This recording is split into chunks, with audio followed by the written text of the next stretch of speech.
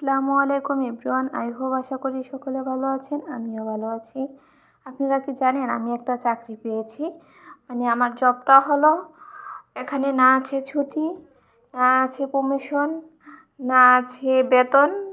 চাকরিটা খুবই সুন্দর।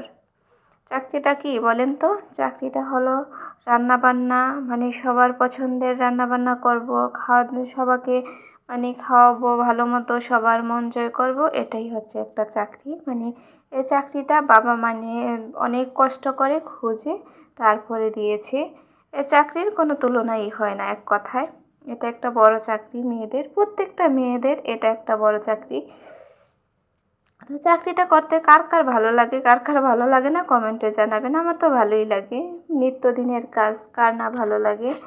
আজকে আমার রান্না ছিল এতটুকুই। এখানে ছোট মাছ রান্না করছি, মুরগি রান্না করছি। কেমন হয়েছে জানাবেন। আল্লাহ হাফেজ, টাটা, আবার দেখা হবে।